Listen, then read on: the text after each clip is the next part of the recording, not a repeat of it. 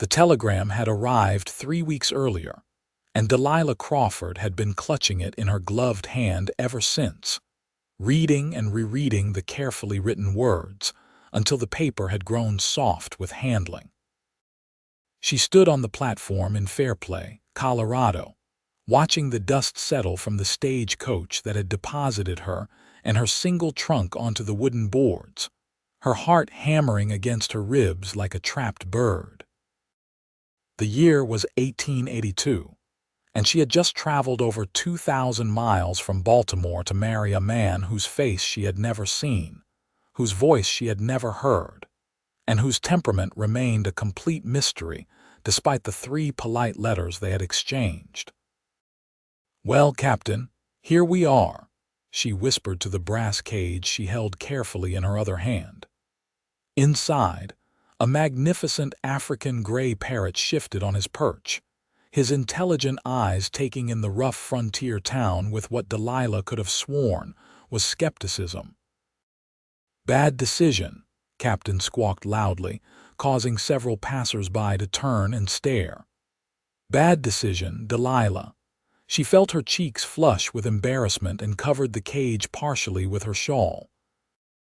Captain had belonged to her father, a merchant sailor who had passed away the previous winter, leaving Delilah alone in the world with nothing but debts, a parrot, and the grim prospect of working in one of Baltimore's factories for wages that would barely keep her fed. The advertisement for a mail-order bride had seemed like providence, even if it meant traveling to the wild Colorado territory to marry a rancher named Benjamin Hughes. The town of Fairplay bustled with activity despite the late afternoon hour. Miners trudged past with their tools slung over their shoulders, saloon girls called from painted balconies, and somewhere in the distance, a piano played an off-key melody.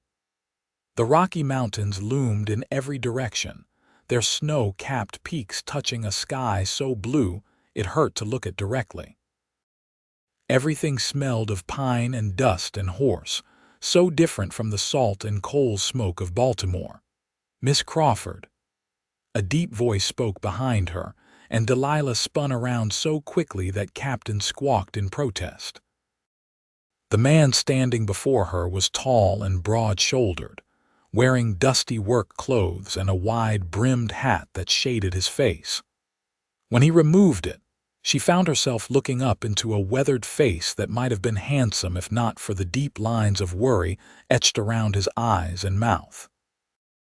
His hair was dark brown with threads of silver at the temples, and she guessed him to be somewhere in his early 30s. His eyes were the color of creek water, gray-green and uncertain. "Mr. Hughes," she managed, her voice coming out smaller than she intended. "Benjamin," he said, twisting his hat in his hands. "Just Benjamin, and you must be Miss Delilah. I am pleased you made the journey safely." His words were formal, stiff, as though he had rehearsed them. His gaze flickered to the birdcage and his eyebrows rose slightly. "I see you brought a companion." "This is Captain," Delilah said, lifting the cage slightly. "He was my father's bird. I could not leave him behind. Your letter did not say anything against pets, and I hoped—" "Fool's errand," Captain interrupted loudly. "Delilah's a fool." Benjamin's lips twitched, and for a moment Delilah thought he might smile, but he did not. "Your bird speaks plainly." "He speaks constantly," Delilah said apologetically. "My father taught him all manner of phrases. Some are more appropriate than others." "If you object to his presence, I will find somewhere else for him, though I do not know where he can stay," Benjamin said simply. "I have little enough conversation as it is." He picked up her trunk as though it weighed nothing and gestured toward a wagon hitched to 2 sturdy horses. "The ranch is about an hour's ride. We should get started before dark. The mountain roads are not forgiving after sunset." Delilah followed him to the wagon, her mind racing. This was the man she was meant to marry, this serious stranger who barely looked at her. She climbed onto the wagon seat with as much dignity as she could manage in her travel-worn dress, settling Captain's cage on her lap. Benjamin clicked to the horses, and they lurched forward, leaving Fairplay behind. For a long while, neither of them spoke. The road wound through stands of aspen and pine, following a creek that rushed and tumbled over smooth rocks. The air grew cooler as they climbed, and Delilah pulled her shawl tighter around her shoulders. She stole glances at Benjamin's profile, trying to read something in his expression, but his face remained impassive. "Pretty lady," Captain said suddenly, breaking the silence. Pretty lady." Despite herself, Delilah felt her cheeks warm. Benjamin glanced at her briefly, then back at the road. "Your father taught him that?" "Yes," Delilah said. "He used to say it about my mother before she passed. Captain learned it when he was young. He remembers everything he hears, sometimes years later. Must have been a good man, your father." "He was," Delilah said softly. "The best man I ever knew. He died owing more money than he had earned in his entire life, trying to keep us fed after Mother passed. The creditors took everything except Captain. No one wanted a bird." Benjamin was quiet for a moment, then said, "I am sorry for your loss. It is not easy being alone in the world." Something in his tone made Delilah look at him more closely. "You have lost people too." It was not quite a question, but Benjamin nodded. "My wife, Sarah. 2 years ago in childbirth. The baby died with her, a girl." His voice was flat, stripped of emotion, but his hands tightened on the reins. "The ranch has been too quiet since then. I thought perhaps it was time to try again, to have a companion. Children, maybe, if God wills it." Delilah did not know what to say to that. The raw grief in his words, carefully hidden beneath a veneer of practicality, touched something deep in her chest. She understood that kind of loss, the way it hollowed you out and left you going through the motions of living without quite remembering why. "I will do my best," she said quietly, "to be a good wife to you, Benjamin. I know this is not a love match, but I promise to be honest and hardworking and faithful." Benjamin looked at her then, really looked at her, and something softened in his expression. "That is all any man can ask for." "I will do my best to be a good husband to you as well, Delilah. I have a temper sometimes when the work goes wrong, but I have never raised my hand to a woman and never will. The ranch is struggling. I will not lie about that, but we have enough to get by. You will not starve or go without necessities. Tell the truth," Captain squawked suddenly. "Always tell the truth." Benjamin's lips twitched again, almost a smile. "Your bird seems to have strong opinions about honesty." "My father's only religion was truth-telling," Delilah explained. "He drilled it into me and apparently into Captain as well. Sometimes I think the bird absorbed more of Father's personality than seems natural." The ranch came into view as they crested a ridge, and Delilah caught her breath. It nestled in a valley between mountains, with a sturdy log house, a large barn, and several outbuildings arranged around a central yard. Cattle grazed in distant pastures, and she could see the silver ribbon of a river cutting through the property. It was beautiful in a wild, untamed way that made her Baltimore upbringing seem very far away indeed. "It is called the Broken Creek Ranch," Benjamin said as they descended toward the house. "My father started it 20 years ago. He died 5 years back, left it to me and my brother. My brother went east, wanted no part of ranching, so I bought out his share. Or I'm still buying it out, more accurately. The debt is considerable." "I see," Delilah said, understanding dawning. A mail-order bride required no courtship, no expensive gifts or time away from work. She was a practical solution to loneliness and the need for help around a struggling ranch. She could not fault Benjamin for his pragmatism, even if a small, foolish part of her heart had hoped for something more romantic. Benjamin pulled the wagon up in front of the house and jumped down, then came around to help Delilah descend. His hands on her waist were gentle but impersonal, and he released her the moment her feet touched the ground. He retrieved her trunk and Captain's cage, carrying both toward the house. The interior was clean but sparse, with simple furniture and walls decorated only with a few landscape paintings, and a wedding photograph that Benjamin quickly turned face down when he noticed Delilah looking at it. There was a large main room with a stone fireplace, a kitchen with a cast iron stove, and 2 bedrooms at the back of the house. "You can have the main bedroom," Benjamin said, setting her trunk down. "I have been sleeping in the spare room. There is water in the pitcher for washing, and I will bring in more firewood before I tend to the horses. We eat simply here, but there is food in the pantry if you are hungry." "Where should I put Captain's cage?" Benjamin looked around, then pointed to a corner near the fireplace. "There, perhaps. The bird will be warm, and we can cover him at night if he needs darkness to sleep."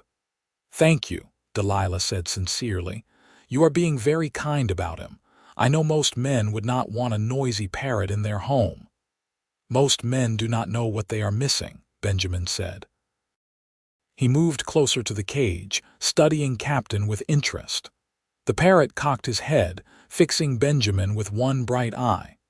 "Hello, bird," Benjamin said. "Hello, fool," Captain responded promptly. Benjamin let out a surprised laugh, a genuine one that transformed his entire face.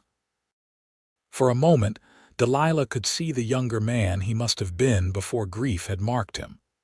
"That bird talks more sense than most men I know," he said, still grinning. "My ranch hands certainly qualify as fools half the time." "He can be quite rude," Delilah warned. "My father never censored himself around Captain, and the bird learned some colorful language." "Out here, colorful language is practically a requirement," Benjamin said. He straightened, his expression becoming serious again. "I should mention we have a minister in town, Reverend Paulson. I thought we might wait a day or 2 for you to settle in before we make it official, unless you prefer to marry right away." Delilah felt a flutter of nervousness in her stomach. Marriage, the reality of it suddenly pressed down on her. She would be this man's wife, bound to him legally and in the eyes of God, expected to share his bed and bear his children and spend the rest of her days in this remote mountain valley. It was what she had agreed to, what she had traveled 2,000 miles to do, but now that the moment was nearly upon her, fear seized her throat. "A day or 2 would be acceptable," she managed. "If that is what you prefer." Benjamin nodded, relief evident in his posture. "I will ride into town tomorrow and speak with Reverend Paulson. We can marry the day after, if that suits you. It will give you time to rest from your journey and get used to the place." He left her then, returning to his work with the horses and cattle, and Delilah was alone in the house that was to become her home. She released Captain from his cage, and the parrot immediately flew to the back of a chair, preening his feathers and muttering to himself. Delilah explored the kitchen, finding it well stocked with basics: flour, salt, coffee, dried beans, and preserved vegetables. There was fresh bread, probably purchased in town, and a ham hanging in the cool pantry.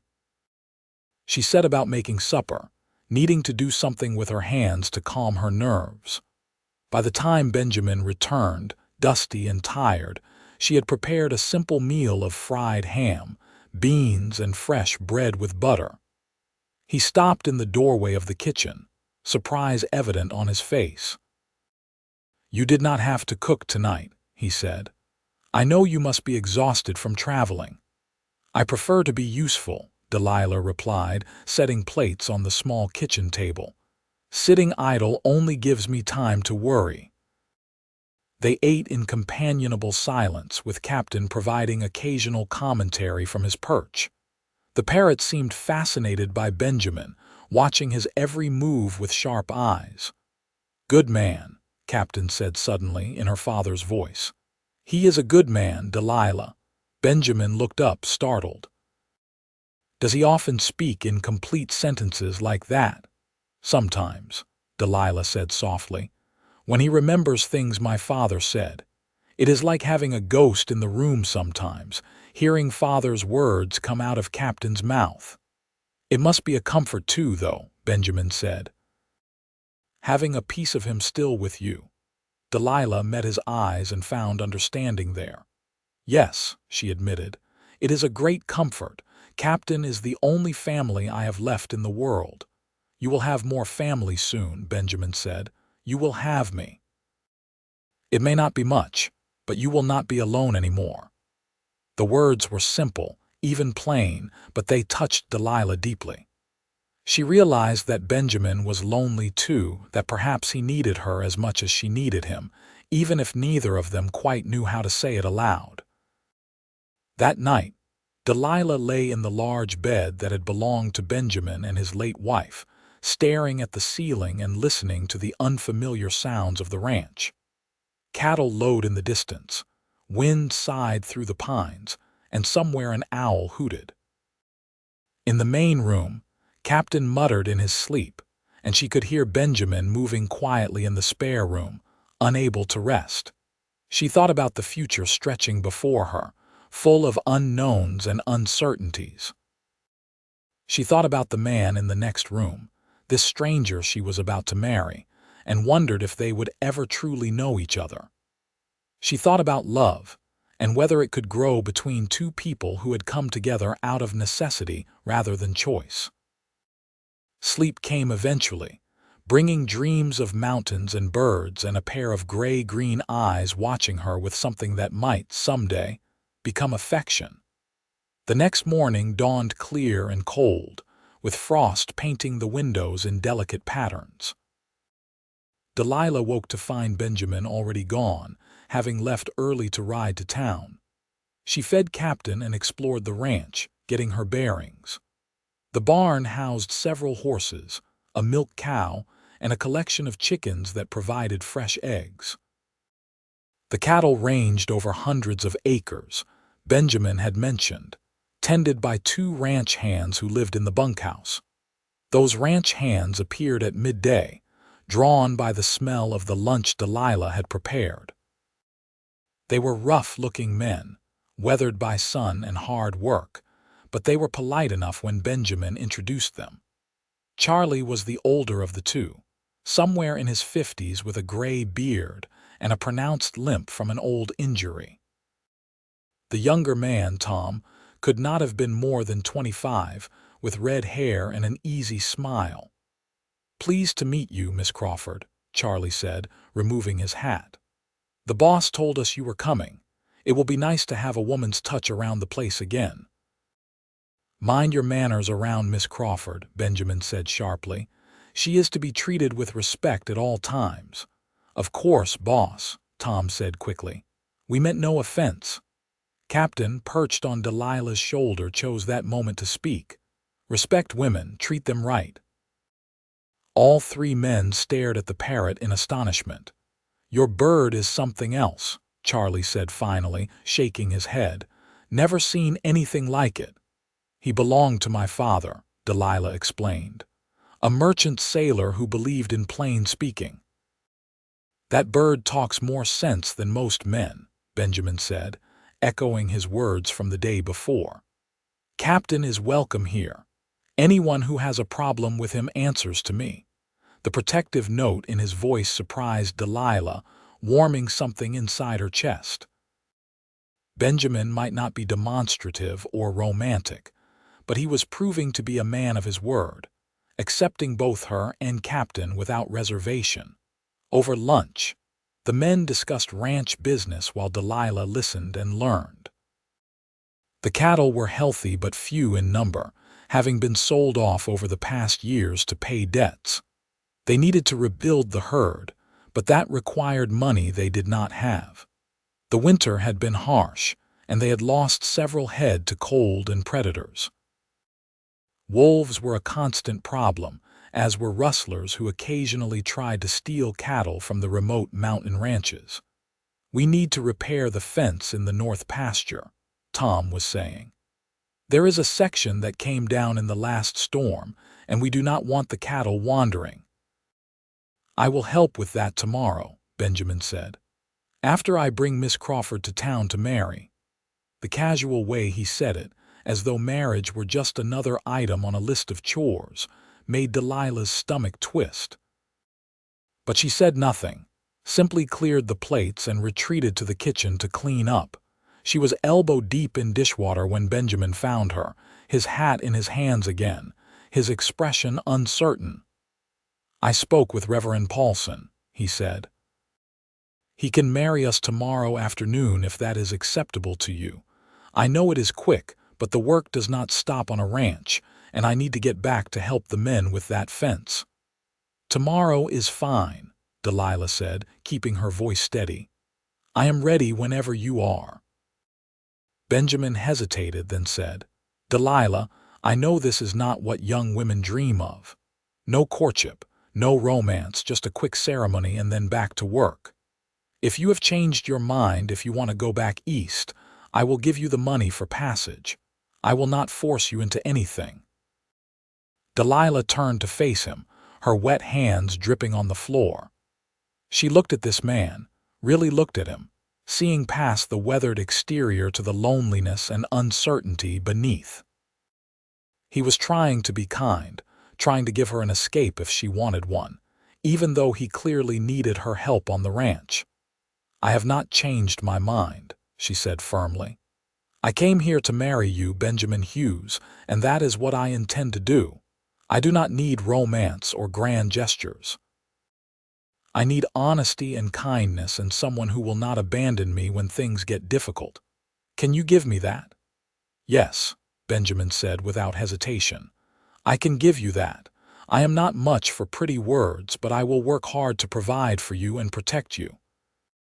You will have a home here for as long as you want it." "Then we have a bargain," Delilah said. She held out her wet hand, and after a moment, Benjamin took it in his calloused one, shaking it solemnly like they were sealing a business deal rather than a marriage proposal. Bargain struck. Captain called from the other room. "Seal it with a kiss." Both of them laughed, the tension breaking. Benjamin released her hand, his cheeks slightly pink. "Your bird has opinions about everything, does he not?" "He absolutely does," Delilah confirmed. "You will get used to it eventually." "I think I already am," Benjamin said softly, and for a moment their eyes met and held. Then he cleared his throat and stepped back. "I should get back to work. Call if you need anything." He left, and Delilah returned to her dishes, but she could not stop the small smile that curved her lips. Maybe this strange arrangement would work out after all. Maybe two lonely people could build something together, even if it started with nothing more than practical necessity and a talkative parrot. The wedding day arrived with unseasonable warmth, the autumn sun shining bright and clear over Fairplay. Delilah dressed in her best gown, a deep green silk that had belonged to her mother, carefully preserved through all the years and hardships. She pinned her dark hair up, allowing a few curls to frame her face, and studied her reflection in the small mirror. At 24 years old, she was considered nearly a spinster by Baltimore standards, but out here in the West, such things mattered less. She was a woman who had survived loss and poverty and a grueling journey across the continent, and that showed in the set of her jaw and the steadiness of her gaze. Benjamin appeared at her door dressed in what was clearly his best suit, though it was several years out of fashion and a bit tight across his broad shoulders. He had shaved carefully and slicked his hair back, and Delilah thought he looked quite handsome despite his obvious discomfort in formal clothing. "You look beautiful," he said simply, and the sincerity in his voice made her blush. "Thank you. You look very nice as well. Should I bring Captain?" Benjamin asked, gesturing to the parrot who was preening himself on his perch. "Oh, I had not thought about it. Would that be appropriate? I do not see why not. He is family, is he not? Besides, I suspect he would make his displeasure known if we left him behind. So Captain accompanied them to town in his brass cage, providing a running commentary on everything they passed. Other travelers on the road stared openly at the strange procession. A rancher, a bride, and a talking parrot making their way to a wedding. Reverend Paulson was a kindly man in his 60s with a shock of white hair and a gentle manner. He greeted them at the small church with warm congratulations, seeming not at all surprised by the parrot. "I have married stranger pairs than you two," he assured them with a twinkle in his eye. "Just last month, I wed a woman from New York to a miner who had only one tooth left in his head. You are both young and healthy and in possession of all your faculties, which puts you ahead of many couples I have seen."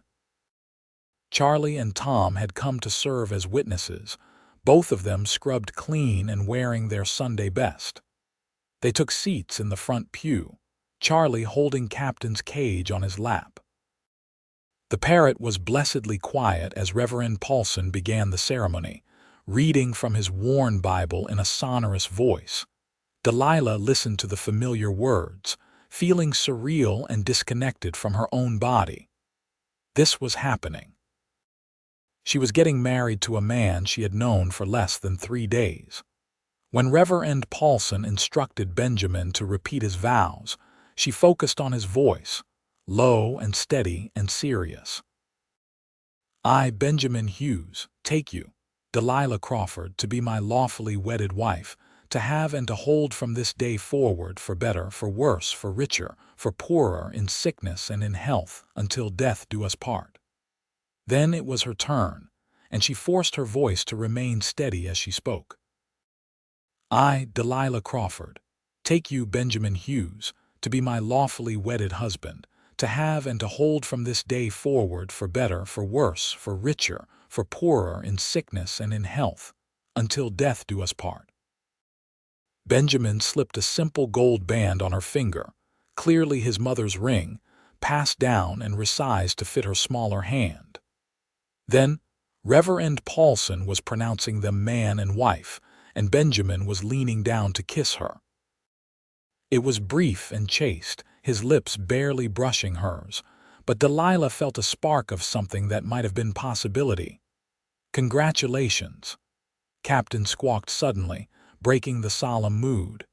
"Kiss her properly, you fool," the small congregation erupted in laughter.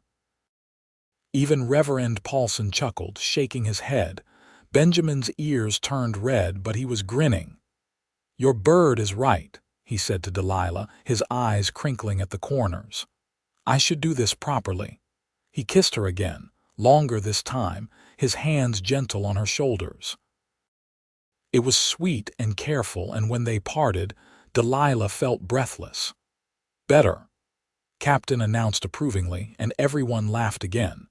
They signed the marriage certificate, making it legal and binding, and then they were walking back out into the sunshine as husband and wife. Charlie and Tom congratulated them enthusiastically, slapping Benjamin on the back and bowing politely to Delilah. A few townspeople who had heard about the wedding gathered to offer their best wishes, curious about the mail-order bride and her unusual pet. Benjamin treated everyone to lunch at the town's small restaurant, a luxury that Delilah suspected he could not quite afford but appreciated nonetheless.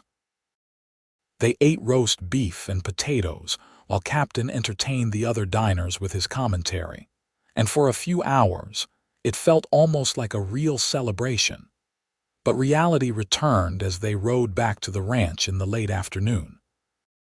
Benjamin was quiet, his earlier good humor fading into something more pensive. Delilah wondered what he was thinking, whether he was regretting his decision or worrying about the wedding night that loomed ahead. When they arrived home, Benjamin helped her down from the wagon and carried Captain's cage inside. He set it in its usual spot by the fireplace, then turned to face Delilah, his hat in his hands once more. "I know we are married now," he said carefully, "and I know what that usually means. But I want you to know that I am in no hurry. We can take our time getting to know each other. I will not force myself on you or expect anything you are not ready to give." Relief and something else, perhaps disappointment, washed through Delilah. "That is very kind of you, Benjamin. I appreciate your consideration. I just want you to feel safe here," he said. "This is your home now, and you should be comfortable in it." He left her then, citing work that needed doing before dark, and Delilah was alone with Captain in the house that was now legally hers. She changed out of her wedding dress into a simple work dress and set about making supper, trying to feel like this was normal, like she belonged here. Over the following weeks, they fell into a routine. Benjamin worked long days on the ranch while Delilah managed the house, tending the chickens and the garden, cooking and cleaning and learning the rhythms of frontier life.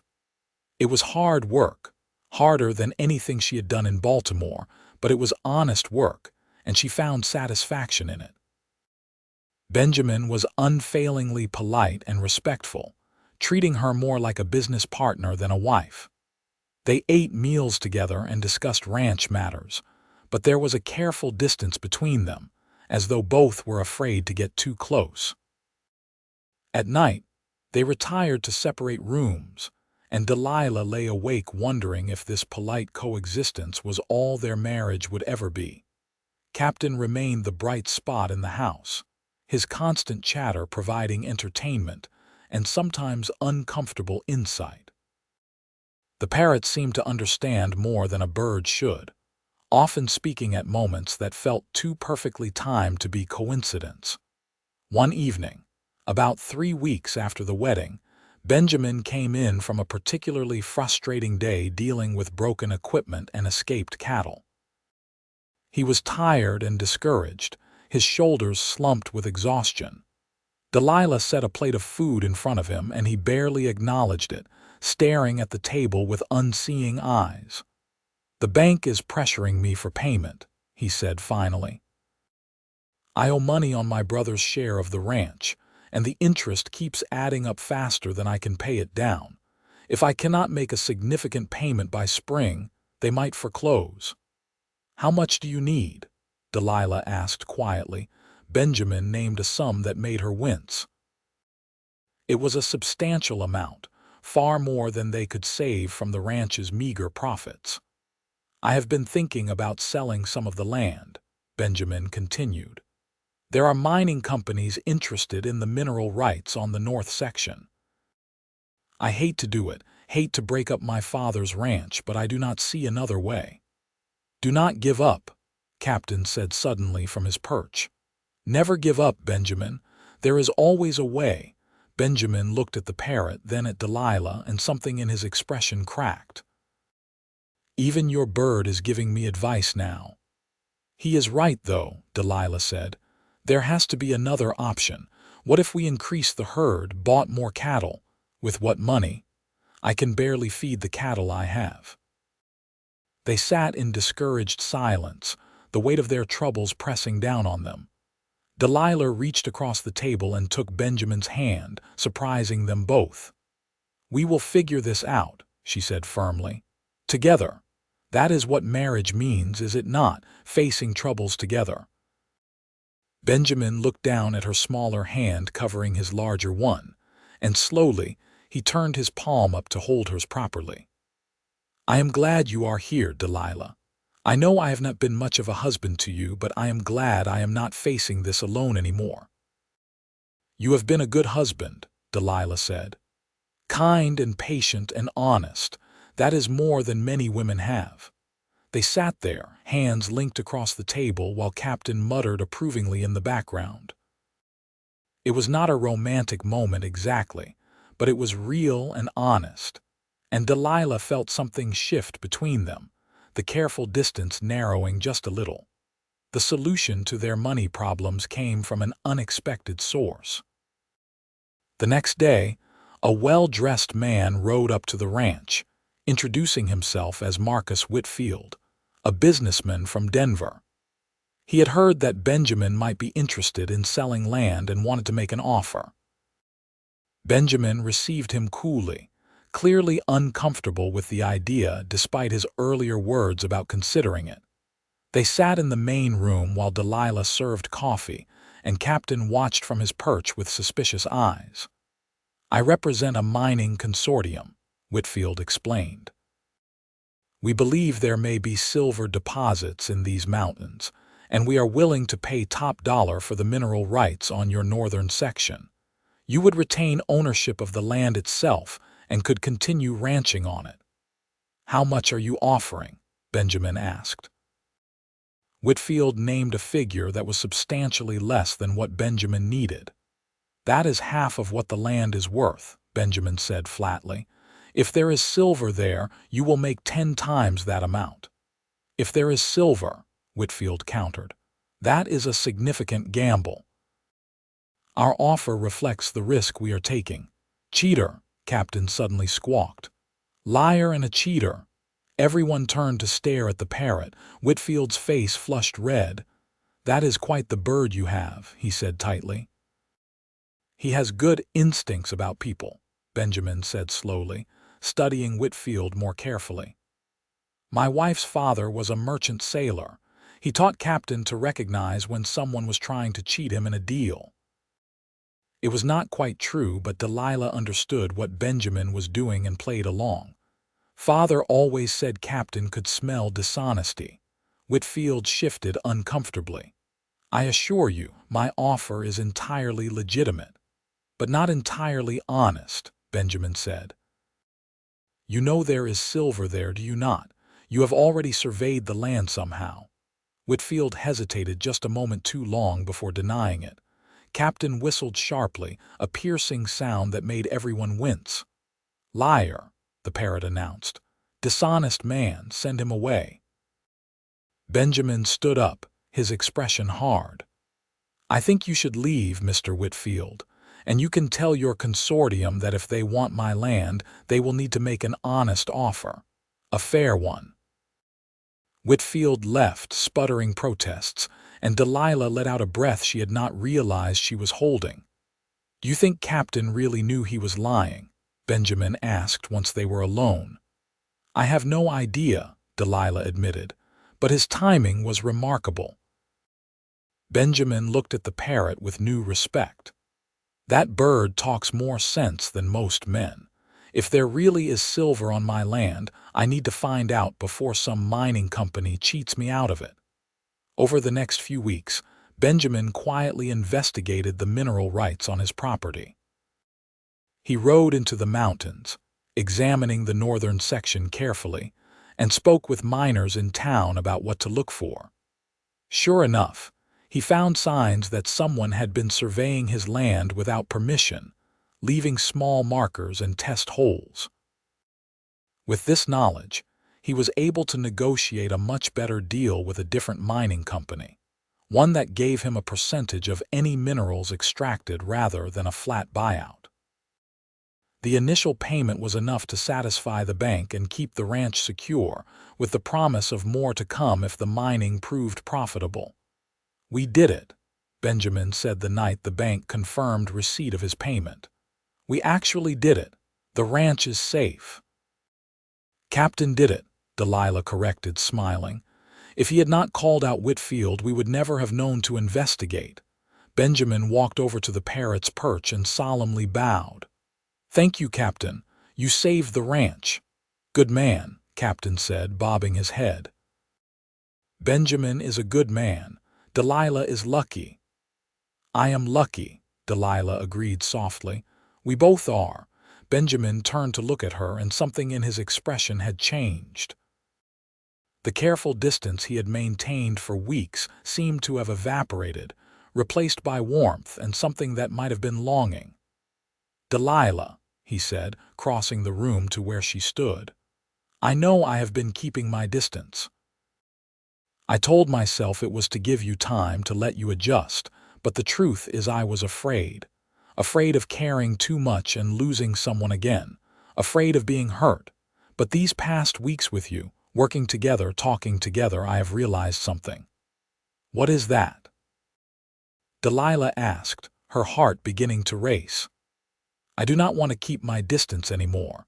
I do not want separate rooms and polite conversation and careful boundaries. I want a real marriage. I want to know you, all of you. Your thoughts and dreams and fears.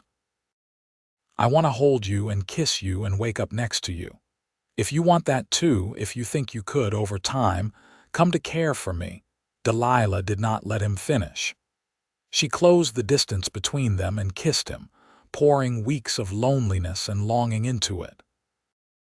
Benjamin's arms came around her, pulling her close, and the kiss deepened into something hungry and desperate and real. When they finally pulled apart, both breathing hard, Benjamin rested his forehead against hers. "I am not good with words," he said roughly. "I do not know how to court you properly or say pretty things. But I am falling in love with you, Delilah Hughes. I think I have been since the moment you stepped off that stage coach with your Parrot and your courage and refused to be anything less than exactly who you are." "I love you too," Delilah whispered, the truth of it flooding through her. "I did not expect to, but I do. You are the best man I have ever known, Benjamin, after my father, kind and honest and strong." "Finally," Captain squawked.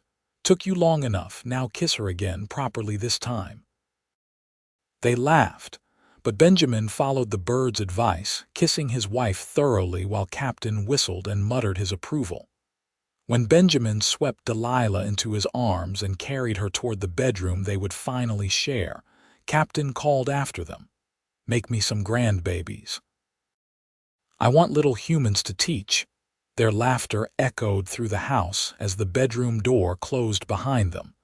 That night marked a new beginning for their marriage. Benjamin was gentle and patient, taking his time to learn what pleased his wife, and Delilah discovered that, beneath his quiet exterior, was a passionate man who had simply been too hurt to let himself feel. They came together with tenderness and growing confidence, and afterward they lay tangled in each other's arms, talking long into the night about their pasts and their hopes for the future. "I want children," Benjamin said, his hand resting on Delilah's flat stomach, "if we are blessed with them. But I want you more. If it is just you and me and Captain for the rest of our days, that will be enough." "I want children too," Delilah said. "I want to fill this house with life and laughter again. But you are right, we are enough, just as we are."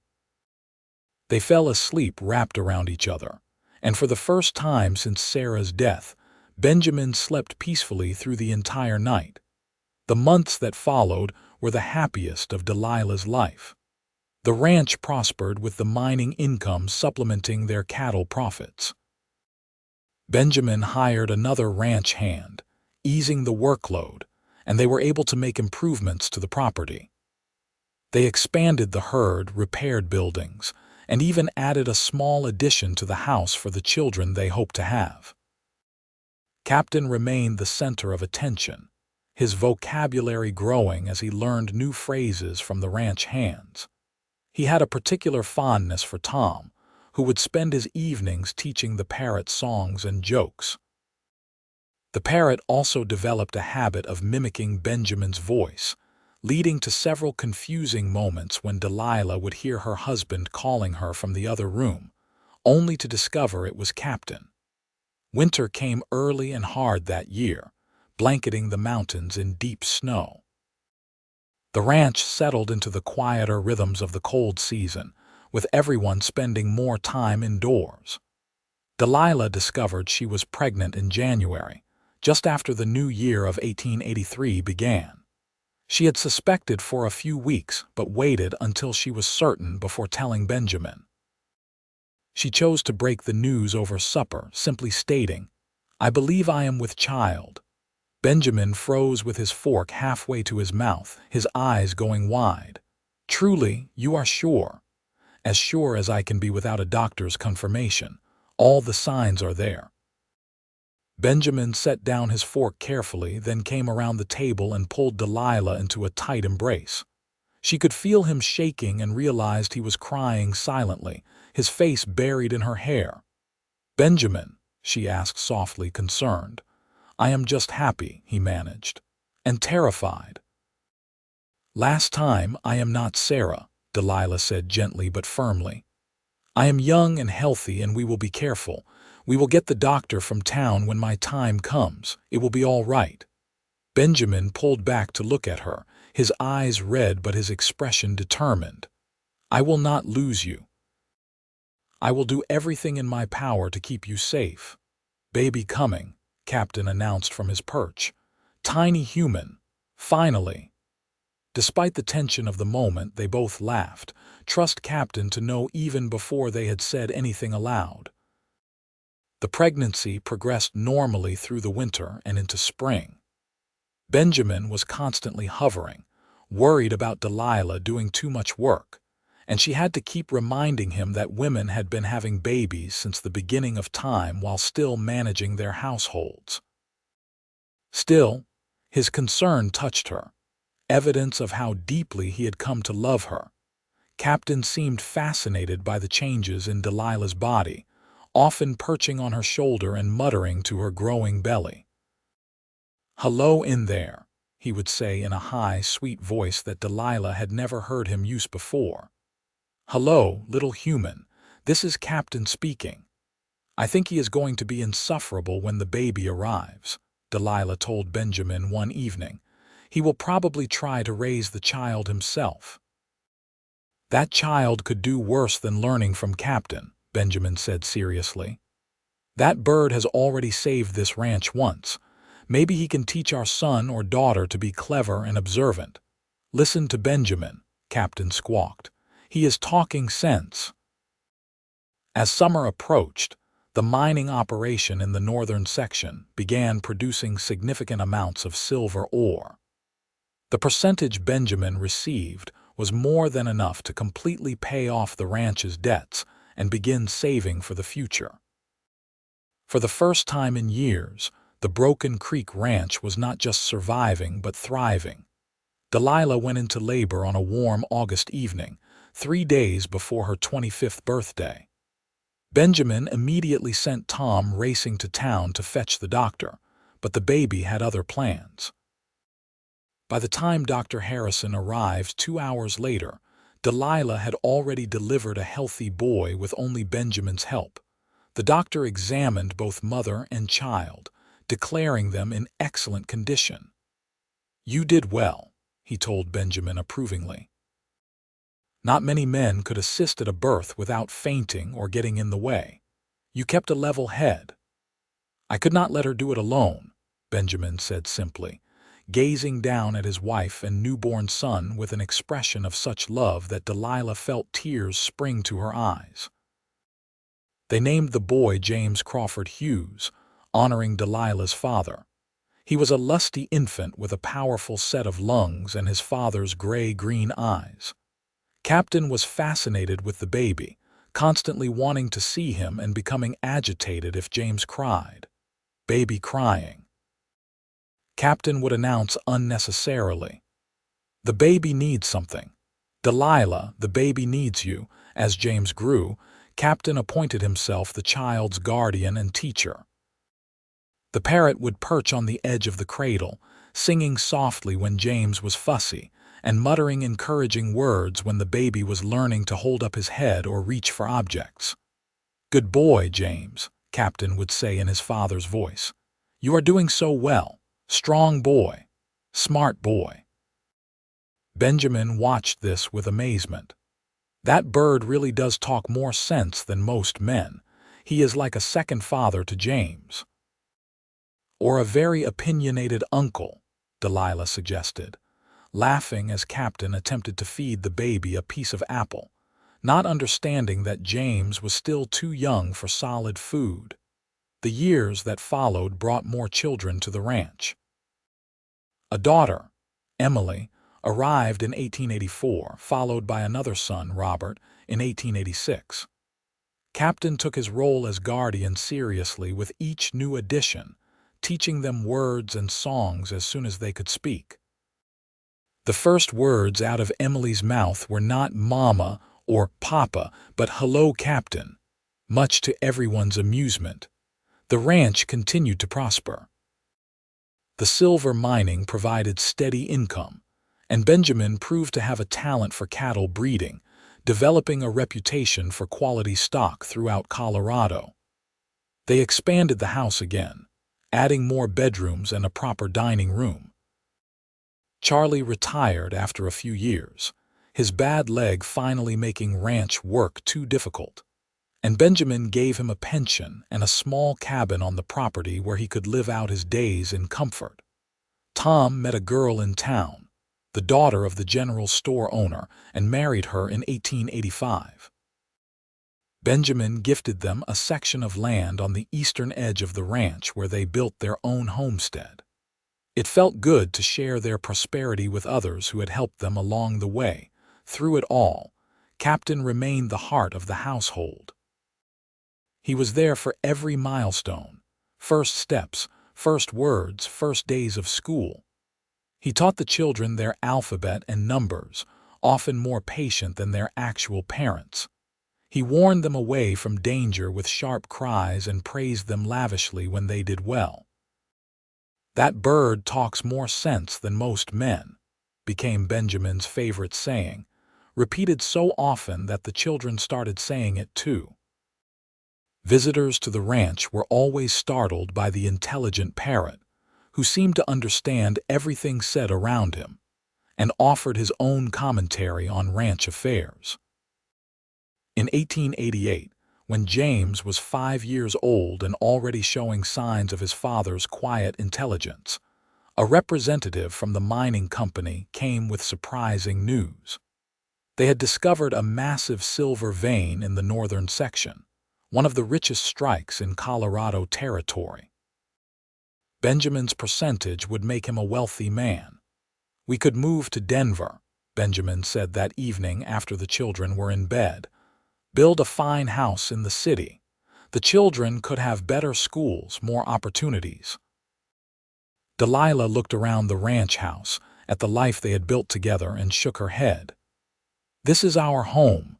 This is where we belong. We can hire a tutor if the children need better education, but I do not want to leave this place." Benjamin's expression relaxed with relief. "I was hoping you would say that. I cannot imagine living anywhere else. This land, this ranch, it is part of who we are now." "Good decision," Captain chimed in. "Stay home, raise the babies here," so they stayed, though they used some of the money to make improvements and help others.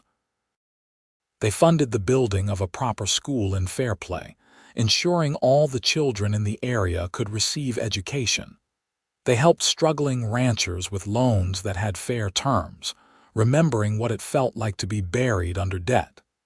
They became pillars of the community, respected and admired. As the 1880s drew to a close, Delilah found herself pregnant one final time. She was 31 years old now, and this pregnancy was harder than the previous ones, leaving her exhausted and uncomfortable. Benjamin worried constantly, remembering Sarah's death, but Dr. Harrison assured them that Delilah was strong and healthy, just older than she had been with the earlier children. The baby, another daughter they named Caroline, arrived safely in May of 1890. She was tiny and delicate, nothing like her robust older siblings, but she was healthy and strong despite her small size.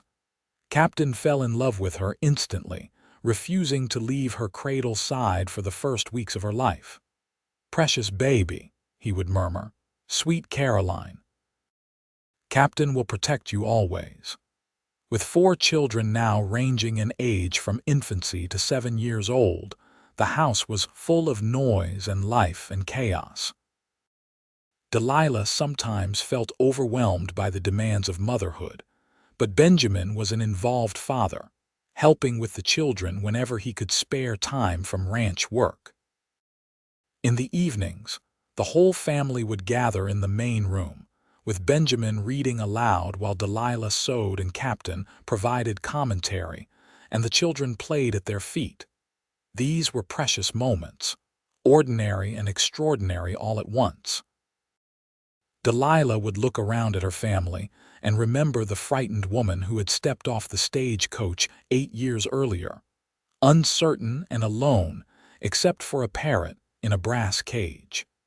She had found more than survival in Colorado. She had found love and purpose, and a life richer than any she could have imagined. One evening in the summer of 1891, after all the children were finally asleep, Benjamin and Delilah sat on the porch watching the sun set behind the mountains. Captain was perched on the porch railing, unusually quiet, seeming to enjoy the peaceful moment.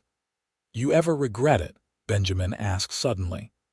Answering that advertisement, coming west to marry a stranger, Delilah took his hand, lacing their fingers together. "Not for a single moment. This has been the greatest adventure of my life. I have loved every minute of it, even the hard parts." "I am glad," Benjamin said softly, "because I thank God every day that you stepped off that stagecoach. You saved me, Delilah. I was dying slowly, buried under grief and debt and loneliness, and you brought me back to life. You and Captain both." "Smart man," Captain said approvingly.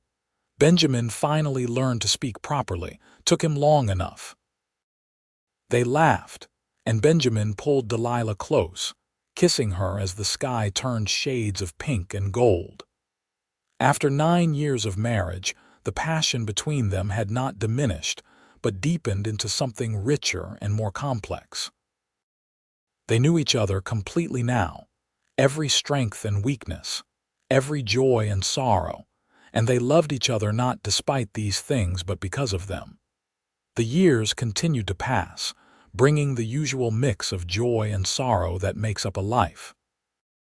Charlie died peacefully in his sleep in 1892, and they buried him on a hill overlooking the ranch he had helped build. Tom and his wife had 3 children of their own, and the two families remained close, the children growing up together. The silver mine eventually played out, but by then Benjamin had invested wisely, ensuring the family's future security. James grew into a serious, thoughtful boy who loved books and learning. Emily was wild and fearless, always climbing trees and riding horses at breakneck speed, giving her parents constant heart attacks. Robert was gentle and artistic, preferring to draw and paint rather than engage in rough play. And Caroline, the baby, was bright and curious, following Captain around and imitating everything the parrot said. Captain himself showed no signs of slowing down. African gray parrots could live 50 years or more. Dr. Harrison had told them, and Captain seemed determined to reach that milestone and beyond. He remained sharp and observant, still occasionally offering advice that proved surprisingly insightful. In 1895, when James was 12, he came home from school excited about a writing assignment. His teacher wanted the students to interview their parents about how they had met and write the story for a composition class. "So how did you and Mama meet?" James asked his father over supper. "Was it romantic?" Benjamin and Delilah exchanged glances, then Benjamin began the tale. "Your mother answered an advertisement I placed for a mail-order bride. She traveled over 2,000 miles to marry me, and she brought Captain with her. I had never seen anything like it, this proper lady from Baltimore with a parrot that spoke in complete sentences." "What did you think of Papa?" Emily asked her mother. "I thought he was serious and sad and desperately lonely," Delilah said honestly.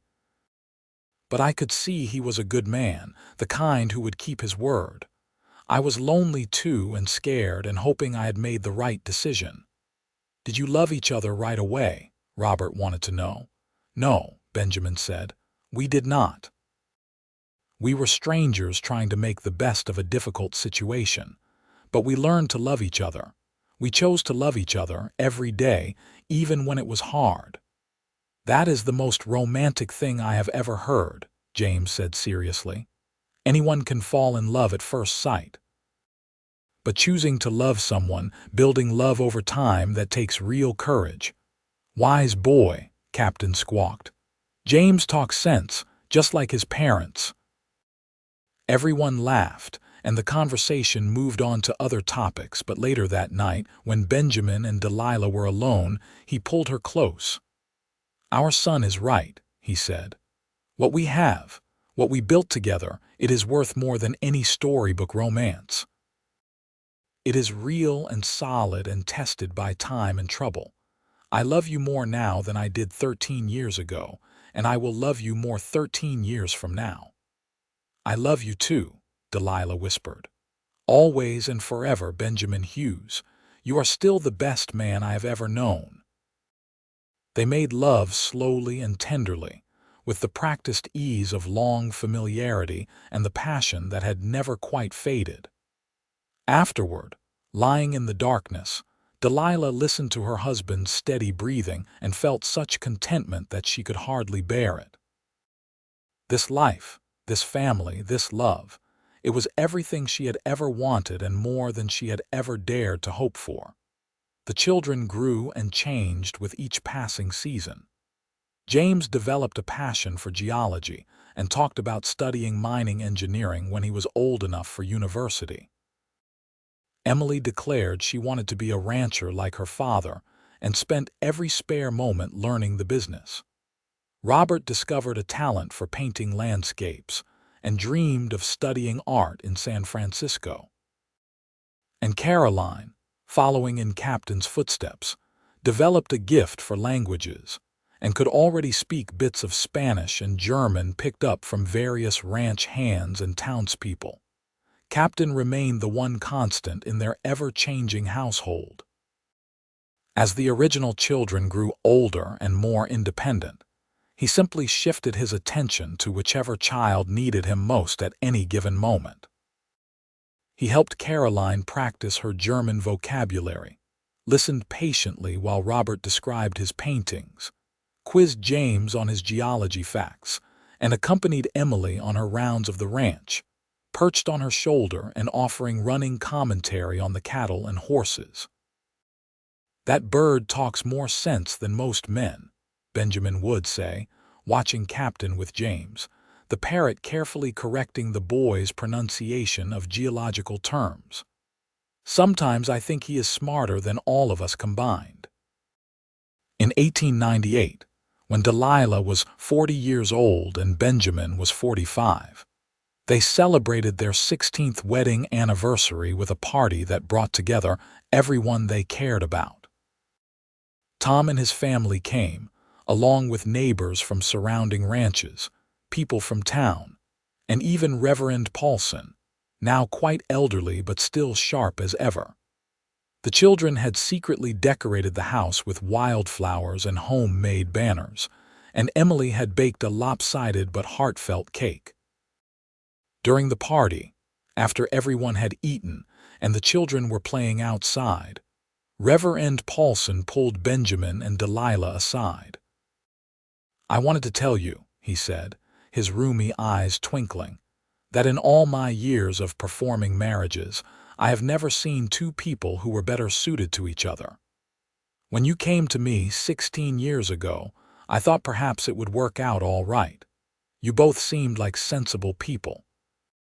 But I never imagined you would build something this beautiful. This family, this love, this life you have created together, it is a testimony to what marriage can be when two people truly commit to each other." "Thank you, Reverend," Delilah said, tears pricking her eyes. "That means more than you know. And that parrot of yours," Reverend Paulson continued, shaking his head in wonder.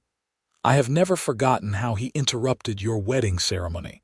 At the time, I thought it was amusing, but now I think perhaps he knew something we did not. He saw the potential in your union and wanted to make sure you did not waste it with timid half-measures." "Captain has always been wiser than he seems," Benjamin agreed, looking over to where the parrot was perched on James's shoulder, the boy feeding him pieces of cake. As the sun set on their anniversary celebration, Delilah stood with Benjamin's arm around her waist, watching their children play and their friends laugh together, and felt such overwhelming gratitude that it nearly brought her to her knees. She had come west expecting nothing more than survival, and found instead a love story for the ages. The turn of the century brought changes to Colorado and to the nation. Fairplay grew and modernized, getting electricity and telephone lines. The wild frontier was slowly being tamed, and the old ways of life were fading. But the Broken Creek Ranch remained a constant, a piece of the Old West preserved through hard work and stubborn determination. James left for university in 1902 to study engineering, the first of their children to leave home. Delilah cried for days, even though she was proud of him, and Captain wandered around the house calling James's name mournfully. But James came home for holidays, full of stories about his studies and life in the city, and slowly they adjusted to his absence. Emily showed no interest in leaving, instead asking her father to teach her everything about running the ranch. Benjamin was delighted to have at least one child who shared his passion for the land, and they spent long hours together riding the property lines and managing the herds. Emily proved to have a natural talent for ranching, with an eye for quality cattle and a gift for managing the ranch hands. Robert did eventually go to San Francisco to study art, but he returned after 2 years, declaring that he preferred the mountains to the city. He set up a studio in one of the ranch outbuildings and began painting the Colorado landscape, eventually gaining recognition for his work. His paintings sold well enough to support himself while still allowing him to live at home, and he seemed content with this arrangement. Caroline, the youngest, was still at home at 14, continuing her studies and helping her mother with the household. She had grown into a thoughtful, compassionate girl who wanted to be a teacher. She spent hours with Captain. The two of them engaged in long conversations that Delilah could not quite follow, but that seemed perfectly sensible to both participants. In 1905, tragedy struck when Reverend Paulson passed away peacefully in his sleep, at the age of 86. The funeral was the largest Fairplay had ever seen, with people coming from all over the county to pay their respects to the kind old minister who had married so many couples and baptized so many babies. Benjamin and Delilah attended with all 4 children, Captain tucked into a travel cage for the somber occasion. "He was a good man," Benjamin said at the graveside. "He married us when we were strangers and lived to see us build a life together. I am grateful for that."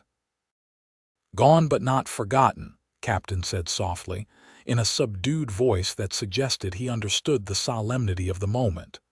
"Good man. We will miss him." That same year, Emily met a young rancher named Daniel Sullivan at a cattle sale. He was 25 to her 21, the son of a neighboring ranch owner, and they took to each other immediately. Benjamin approved of the match, seeing in Daniel a hard-working, honest man who would treat his daughter well. They married in the spring of 1906 in the same small church where Benjamin and Delilah had wed, and Captain attended the ceremony, offering his blessing in his own unique way. "Love her well," Captain instructed Daniel during the reception. "Treat her with respect. Emily is precious."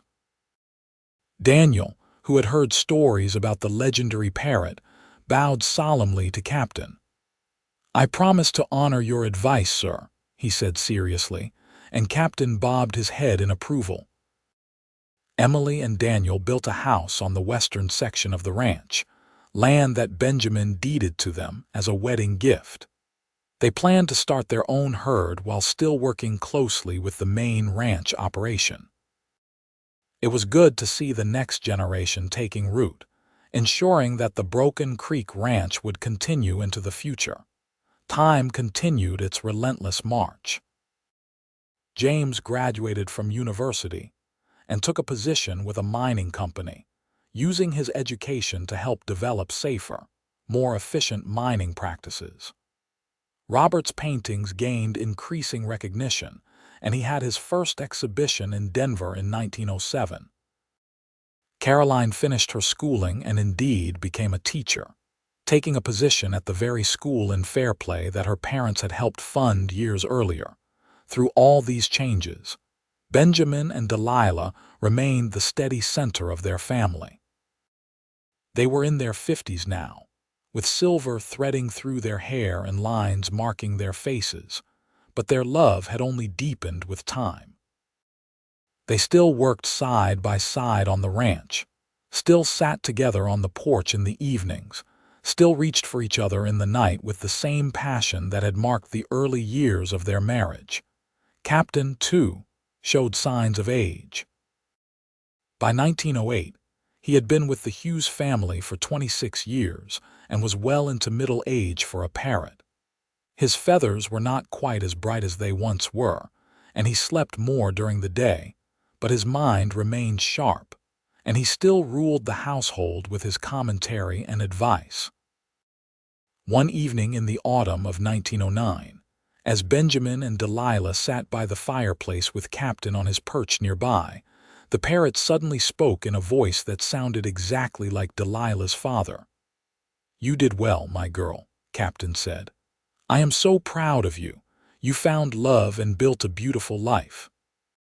Your mother and I are watching over you always, and we are happy."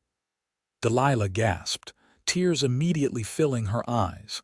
Captain had not spoken in her father's voice in years, not since the early days after she had first arrived in Colorado. "Father," she whispered. "Not really your father," Captain said in his normal voice. "Just Captain. But I remember him, Delilah. I remember everything he said and everything he taught me. He loved you very much. He would be so pleased with the woman you became and the family you built." Benjamin reached over and took Delilah's hand as she cried quietly, overwhelmed by emotion. Captain had given her a precious gift, a reminder of the father she had lost and a validation of the choices she had made. In 1910, Emily gave birth to Benjamin and Delilah's first grandchild, a boy they named Henry. Captain immediately appointed himself the child's guardian, just as he had done with the Hughes children, and could often be found perched near the baby's cradle, singing softly or muttering encouraging words. "New generation," Captain would say contentedly. "The family continues. Good, good." James married in 1911, wedding a fellow engineer he had met through his work. They settled in Denver but visited the ranch frequently, and James brought his wife home to meet Captain with great ceremony, explaining that the parrot had been like a second father to him growing up. Robert surprised everyone by falling in love with a woman from town, the new doctor's daughter, and they married in a quiet ceremony in 1912. Caroline also found love with a teacher from a neighboring district and wed in 1913. By 1914, Benjamin and Delilah were grandparents several times over, with grandchildren ranging from newborn to 4 years old. The ranch house was often filled with the sounds of playing children, just as it had been when their own children were young, and both Benjamin and Delilah found great joy in this new phase of their lives. Captain, now in his late 30s or early 40s, had slowed down considerably, but remained an integral part of the family. The grandchildren were learning to talk from him, just as their parents had, and his vocabulary showed no signs of diminishing even if his energy had.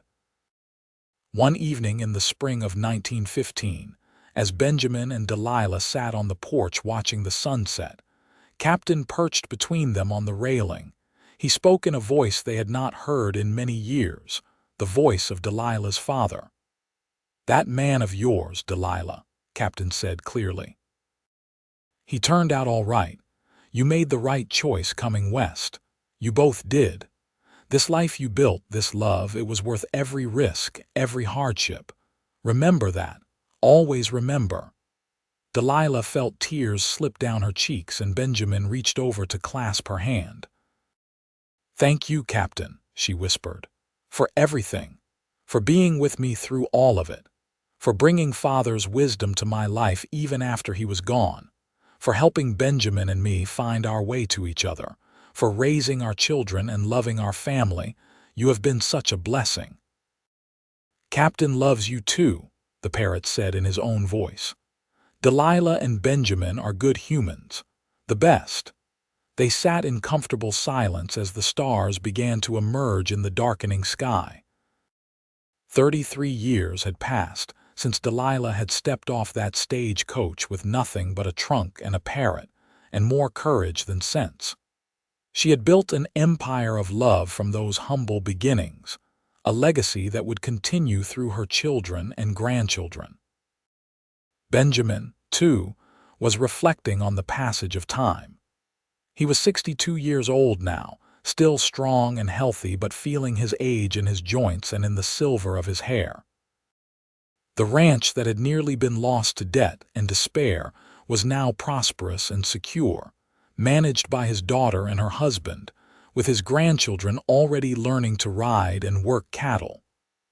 "You ever think about that day I met you at the station?" Benjamin asked Delilah.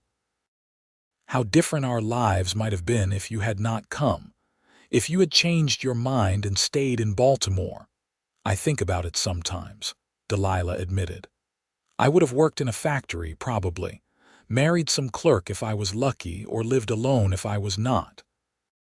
I never would have known this kind of happiness, this kind of love. Coming west was the bravest and best thing I ever did." "That bird talks more sense than most men," Benjamin said, looking at Captain with deep affection. "I have been saying it for over 30 years, and it has never stopped being true. You and Captain, you saved my life. You gave me a reason to keep going, to hope again, to love again. I will be grateful until my dying day." Captain ruffled his feathers and made a contented sound. "Family," he said simply. "This is what matters. Love and family." As the 1910s progressed, the world changed in ways that seemed impossible. War erupted in Europe in 1914. And though it seemed very far away from their mountain valley, it touched their lives when James enlisted in 1917, determined to use his engineering skills to help the war effort. Delilah spent anxious months worrying about her eldest son, praying every night for his safe return. Captain seemed to understand her distress and would sit with her during the long evenings, muttering comfort. "James is strong. James is smart. He will come home. Do not give up hope, Delilah." Miraculously, James did return home in 1919, thinner and quieter but essentially unharmed.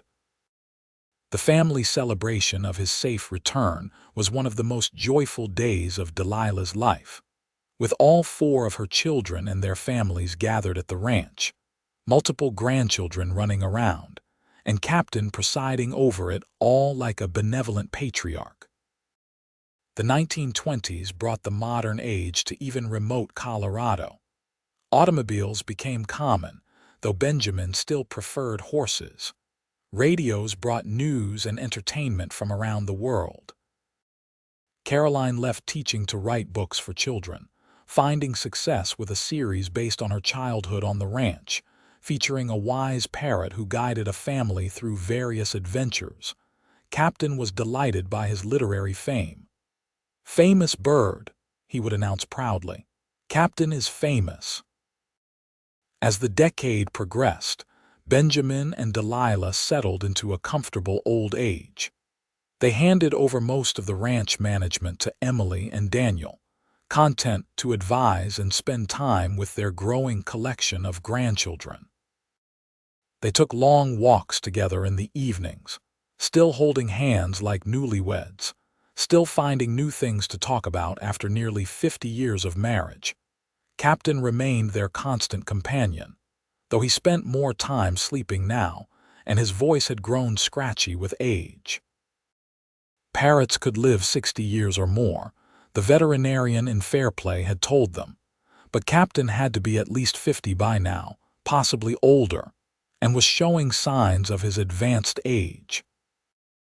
In the summer of 1932, exactly 50 years after Delilah had arrived in Fairplay, the family organized a massive celebration. All 4 children came home with their families, bringing a total of 14 grandchildren ranging in age from newborn to 22. Tom's children and grandchildren came, along with neighbors and friends from throughout the county.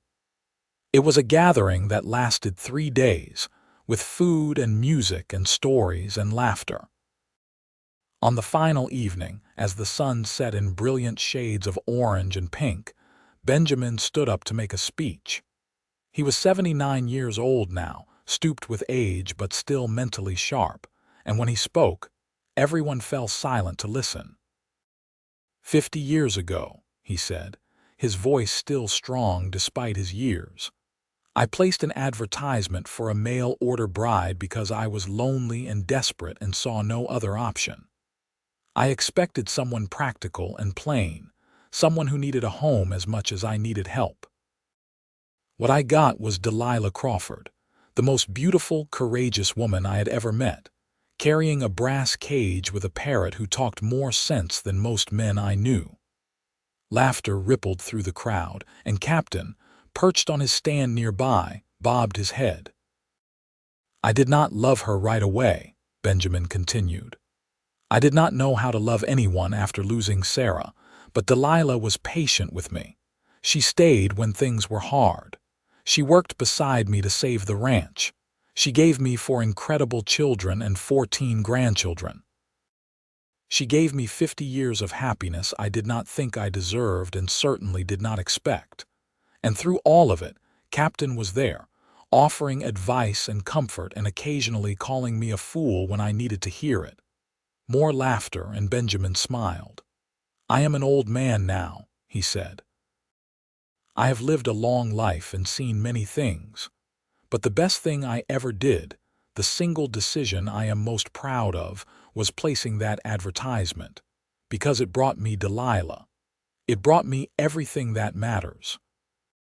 So here is to 50 years of marriage, 50 years of love, and to a parrot who truly does talk more sense than most men.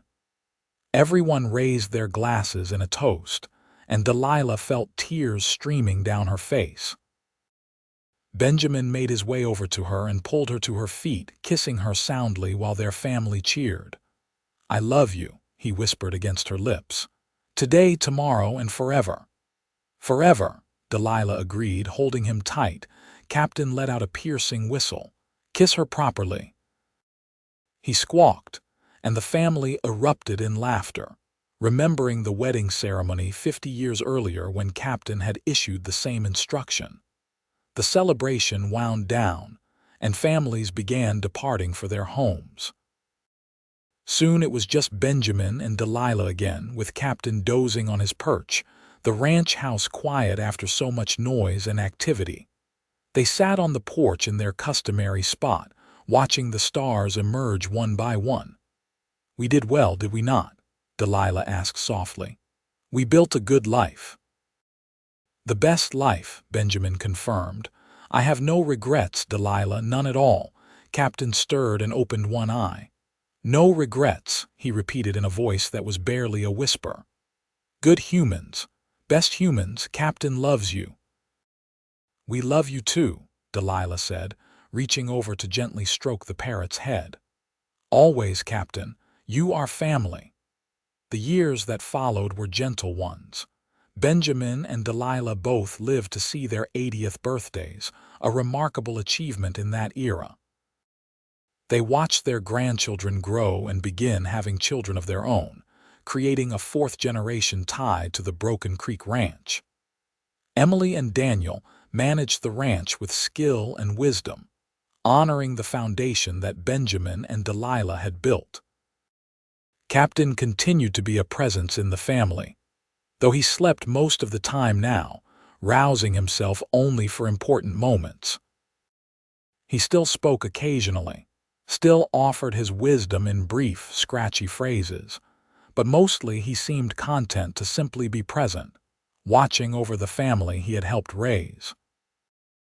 On a quiet evening in the autumn of 1935, with the leaves turning gold and red in the mountains, Captain passed away peacefully in his sleep, perched on his stand near the fireplace where he had spent so many years. He was at least 53 years old, possibly older, having lived a remarkably long life for a parrot. The entire family gathered for his burial on the hill behind the house, near where they had buried Charlie decades before. Caroline read a poem she had written about Captain's life and influence on their family. James spoke about how Captain had taught him to observe and question, and think critically. Emily tearfully remembered how Captain had always accompanied her on her rides, offering commentary on the ranch and the cattle. Robert displayed a painting he had done of Captain on Delilah's shoulder, titled The Guardian. They buried him in a small wooden box, along with a few of his favorite toys and a letter from each family member expressing their love and gratitude. Benjamin carved a simple headstone. Captain, 1830–1935. Beloved family member and friend, that bird talked more sense than most men. After the burial, as the family gathered in the house sharing memories and stories about Captain, Delilah sat quietly in her chair by the fireplace, staring at the empty perch. She was 81 years old now, and she had lost so much over the course of her life: her parents, her childhood home, friends, and neighbors. But losing Captain felt especially profound, like losing the last tangible connection to her father and her younger self. Benjamin, now 82 and moving slowly with the aid of a cane, came to sit beside her. He took her hand in his, their fingers intertwining with the ease of long practice. "He had a good life," Benjamin said softly. "He was loved and happy right to the end. That is all any of us can hope for." "He saved us," Delilah said, her voice thick with unshed tears. "That day when the mining company came trying to cheat us, Captain called them out. If not for him, we would have lost the ranch. Everything we built came from that moment." "I know," Benjamin said. "I have thought about that many times over the years. That bird truly did talk more sense than most men. He saw what we could not see, understood things we did not understand. He was extraordinary." They sat together in silence, mourning their friend, until eventually the grandchildren coaxed them into joining the family gathering. Stories about Captain continued long into the night, with each person sharing their favorite memory. It became clear that Captain had touched every life in the family, shaping each person in small but significant ways. In the months that followed, Benjamin and Delilah continued their quiet life on the ranch. Without Captain's presence, the house felt emptier, but the love between them remained as strong as ever. They still took their evening walks, still sat on the porch watching sunsets, still reached for each other in the night. On a cold January morning in 1937, Benjamin passed away peacefully in his sleep, his hand holding Delilah's, his face serene. He was 83 years old and had lived to see his children successful and happy, his grandchildren thriving, and his great-grandchildren beginning their own lives. The Broken Creek Ranch was secure for generations to come, a testament to his hard work and determination. The funeral was enormous, with people coming from all over Colorado to pay their respects to the man who had been a pillar of the community for over 50 years. Delilah accepted their condolences with grace, though inside she felt hollowed out by grief. Benjamin had been her partner, her love, her best friend for 54 years. Life without him seemed impossible, but life continued anyway, as it always does. Delilah moved into a smaller house on the property that Robert had built for her, unable to bear living in the main house without Benjamin. Her children and grandchildren visited frequently, ensuring she was never alone for long. She spent her days reading, writing letters, and working on her memoirs, which Caroline encouraged her to complete. She wrote about her journey west, about meeting Benjamin and Captain's role in their courtship, about building the ranch and raising their family. She wrote about love and loss, and the courage it takes to build a life in a wild, uncertain place. Caroline helped her edit and refine the manuscript, and in 1938 they published it as a small book titled Mail Order Bride, a Colorado love story. The book found a modest audience, particularly among people interested in the history of the American West. Delilah was interviewed by several newspapers, and she always made sure to mention Captain, explaining how a parrot had saved their ranch and taught their children and been a constant presence through 5 decades of marriage. "That bird talked more sense than most men," she would say in these interviews, and people would laugh, thinking it was hyperbole. But she meant it literally and completely. Delilah lived another 3 years after Benjamin's death, passing away peacefully in her sleep in the summer of 1940. She was 86 years old, had lived through the transformation of the American West from wilderness to modern civilization, had raised 4 children and seen them all succeed, had loved one man with all her heart for 58 years. They buried her next to Benjamin on the hill behind the house, with Captain's grave nearby. The 3 of them together, the family who had started it all, a rancher, a mail-order bride, and a parrot who talked more sense than most men. The Broken Creek Ranch continued to thrive under Emily and Daniel's management, and eventually passed to their children. The Hughes family remained a presence in Colorado, with descendants spreading throughout the state and beyond.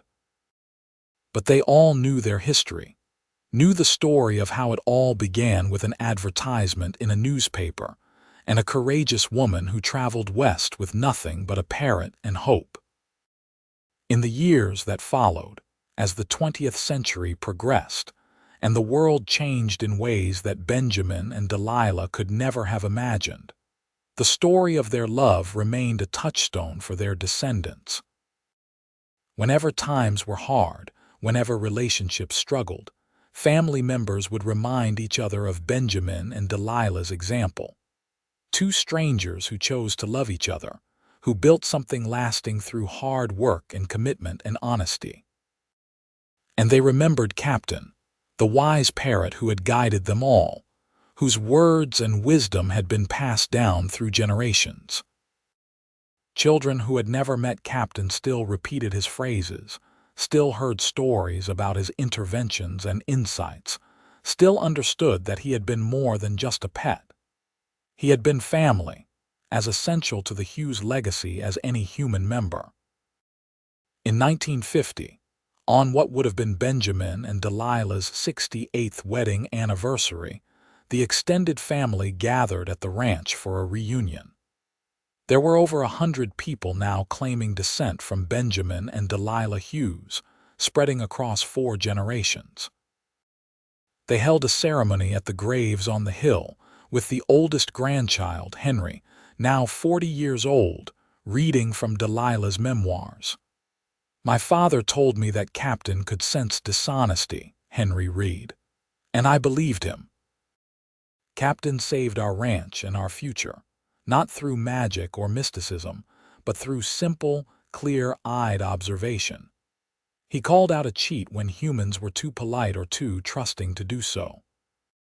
He taught us to speak plainly, to value truth above comfort, to protect those we love fiercely and without reservation.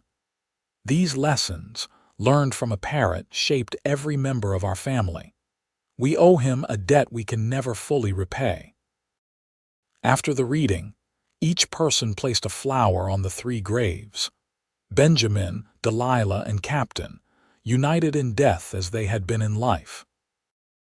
The youngest generation, children who were the great-great-grandchildren of Benjamin and Delilah, asked questions about the legendary parrot, and their parents and grandparents shared stories, keeping Captain's memory alive.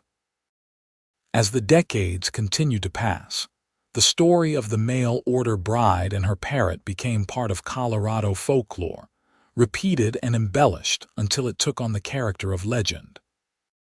But at its core remained the truth. Two lonely people had found each other through an advertisement, had been guided by an unusually intelligent parrot, and had built a love story that lasted a lifetime and influenced generations. The Broken Creek Ranch remained in the family well into the 21st century, still operating as a working cattle ranch, still beautiful and wild in its mountain valley. Visitors who came to see the historic property were always shown the graves on the hill and told the story of Benjamin, Delilah, and Captain. The ranch house had been expanded and modernized over the years, but one corner of the main room was preserved as it had been in the 1880s, with a brass bird cage on display and a plaque that read, "Here lived Captain, an African gray parrot, 1830–1935, beloved member of the Hughes family." That bird talked more sense than most men, and so the story lived on, passed from generation to generation, a testament to the power of love, courage, and the wisdom that can come from the most unexpected sources.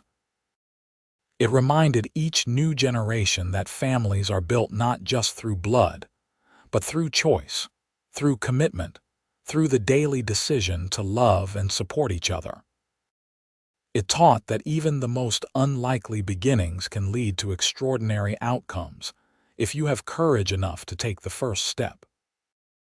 Somewhere in the mountains of Colorado, the spirits of a rancher, a mail-order bride, and a very wise parrot look down on their descendants with satisfaction, knowing that the love they built together continues to echo through time, inspiring and guiding all who hear their story.